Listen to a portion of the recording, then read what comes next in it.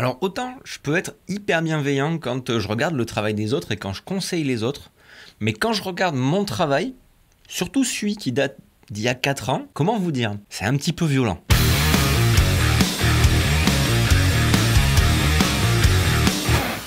Et salut les gens derrière l'écran, c'est François pour la chaîne Explique-moi encore, je suis ravi de vous retrouver une nouvelle fois sur cette chaîne. Aujourd'hui j'avais envie de vous montrer comment on peut progresser en assez peu de temps en vidéo. Et la meilleure façon de voir comment on progresse, c'est de regarder ses premières prods, voir un petit peu ce que ça donne. Je suis donc allé chercher dans mes archives la toute première prod corpo que j'ai faite, et c'était pour un ami tatoueur, hein. C'est voilà, un très bon pote, très bon tatoueur, que je remercie d'ailleurs de m'avoir donné ma chance un petit peu, de m'avoir laissé faire cette vidéo. Bon, c'était pas une grande réussite cette vidéo, vous allez voir qu'il n'y a rien qui va, hein. Au final rien qui va, mais ça m'a permis de faire mes armes un petit peu et de tester plein de choses. Et surtout d'apprendre de mes erreurs, parce que vous allez voir que j'en ai fait un paquet, vraiment beaucoup dans cette vidéo. D'ailleurs, si vous aussi vous aimez apprendre des choses sur la vidéo, vous pouvez envisager de cliquer sur le petit bouton s'abonner, hein, qui se situe juste en dessous, parce qu'ici c'est ce dont on parle justement, faire des vidéos, s'améliorer en vidéo, du montage, du tournage, du matos, tout ça.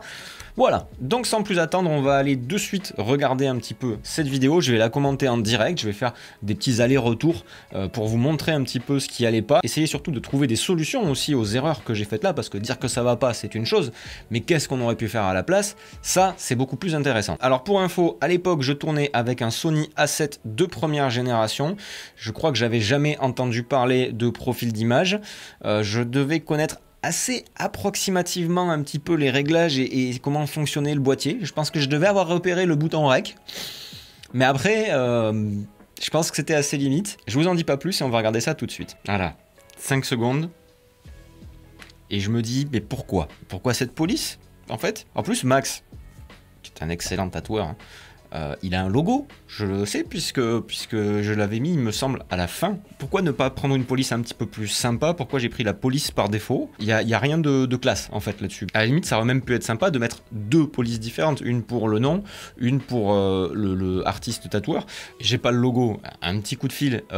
T'aurais les fichiers Photoshop de ton logo, en fait, à me l'envoyer, un petit export PNG, boum, terminé, hein. Même récupéré sur le site internet, à la limite, même si c'est un JPEG, en incrustation, ça passe aussi. 5 secondes de vidéo, déjà, il y a un truc qui me saoule. Alors, le plan sur la fenêtre, au départ, pourquoi pas, ça pouvait être pas mal, mais en fait, on voit pas grand-chose. Et si je me souviens bien, ce jour-là, il pleuvait, donc ça aurait pu être intéressant d'avoir cette vue sur la fenêtre et éventuellement des gouttes de pluie sur les vitres.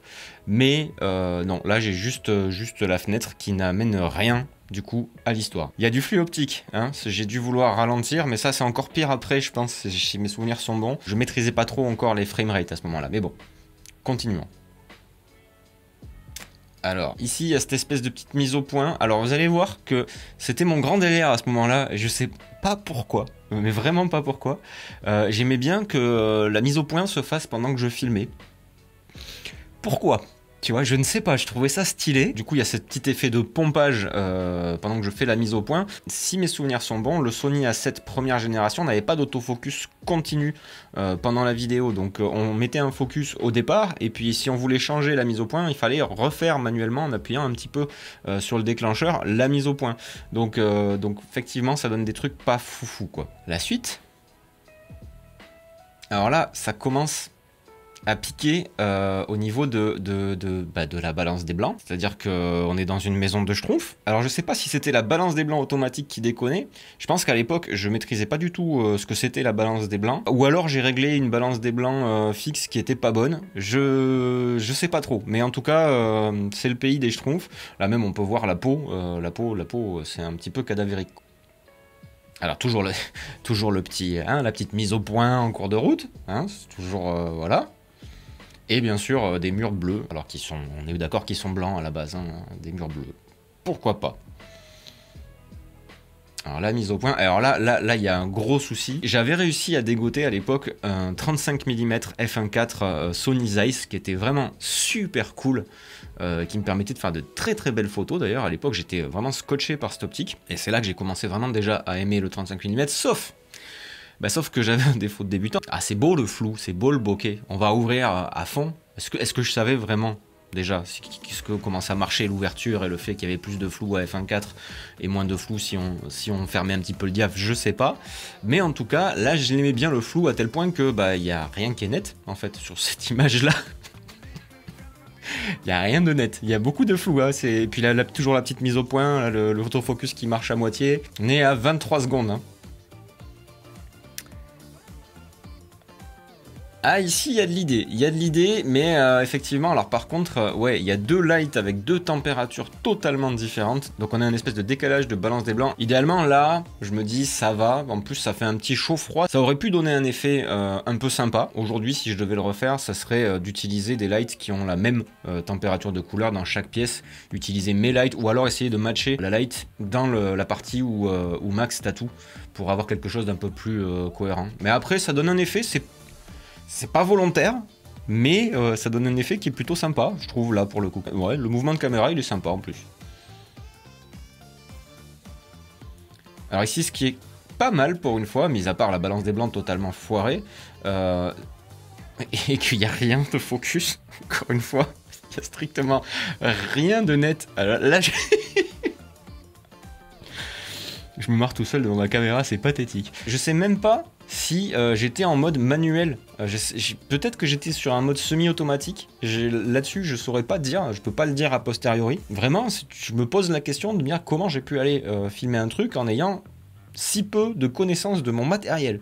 Comme quoi, hein, faut oser. Là, j'ai quand même gardé le son en fait des aiguilles là qui viennent dans l'encre. Et ça, c'est le seul truc de ce plan qui est plutôt cool. En fait, l'image, il n'y a rien qui va. Mais le son est bon, le cadrage est sympa. Si, il y a le film plastique en milieu d'écran là qui est net, mais bon, on s'en fout un petit peu quoi. Ouais, sur ce plan, il y a la partie sound design qui va bien.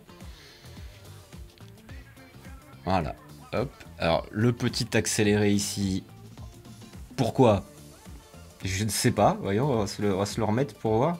Là, voilà, on sait pas, un petit accéléré. Là, la balance des blancs est revenue bien. Sur ce plan-là, en fait, le truc, c'est que il y a beaucoup de choses de flou, déjà. Et puis le 35 mm, pour le coup, ici, il est un peu serré. On voit des éléments du décor, des éléments du studio de Max, mais on voit pas non plus grand-chose au final. Ce plan, il a pas forcément un grand intérêt. Et là, on va arriver sur le pire truc. Ah là là là là là là là.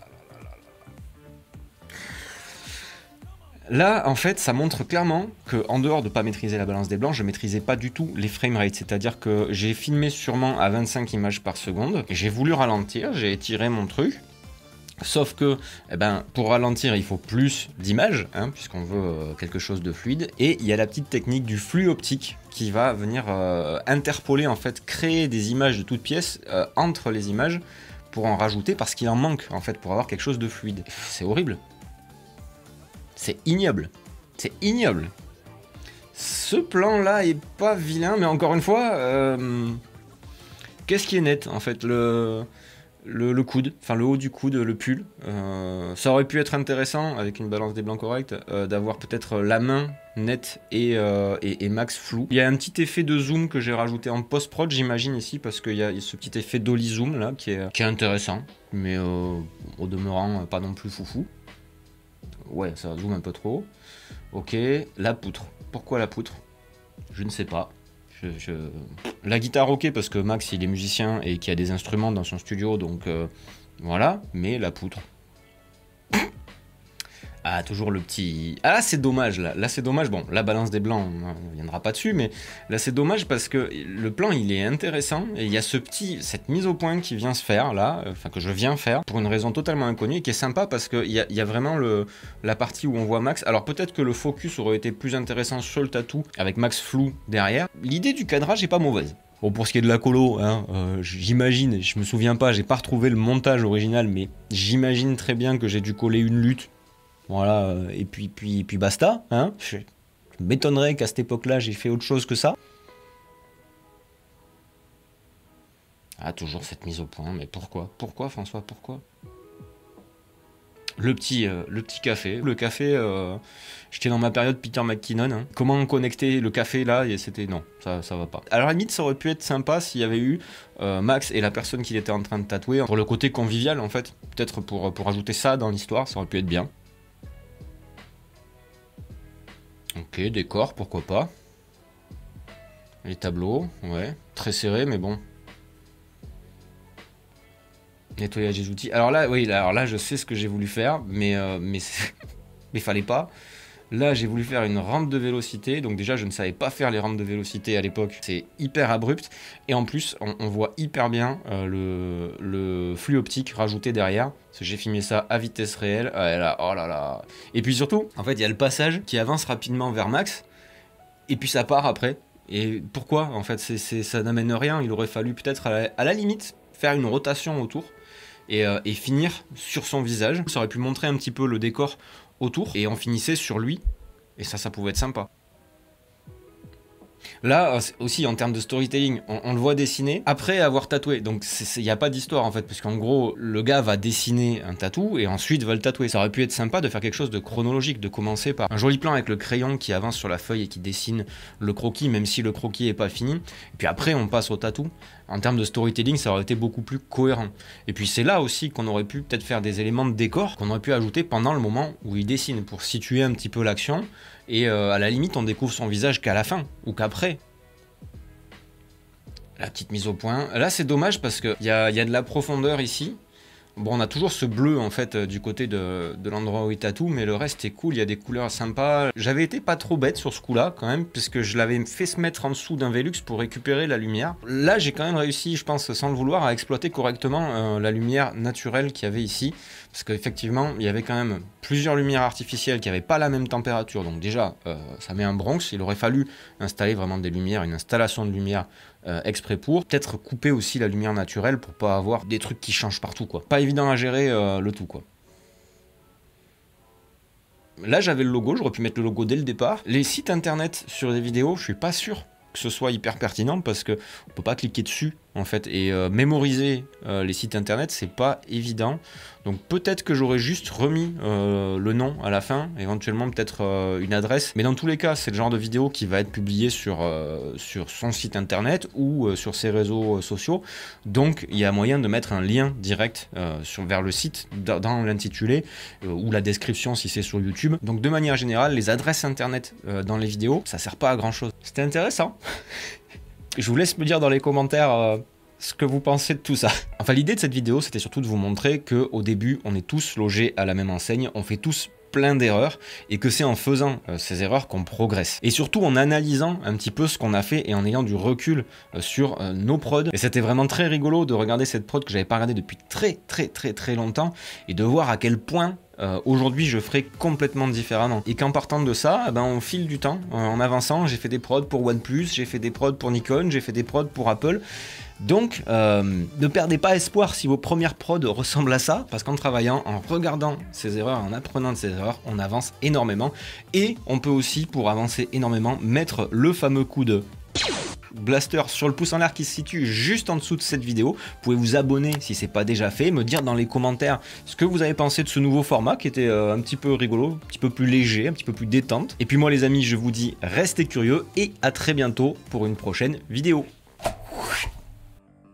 Alors je tourne cette vidéo un petit peu à l'avance pour une fois parce que au moment où elle sortira, je viendrai tout juste de finir normalement la réalisation d'un clip assez balèze, gros challenge, mais ça on en parlera j'espère, parce que j'ai pas encore tourné les images donc je suis pas devin, mais j'espère vous faire une vidéo à ce sujet là, du coup la semaine prochaine, croise les doigts. Parle à mon moi du futur, j'espère que tu as réussi la vidéo.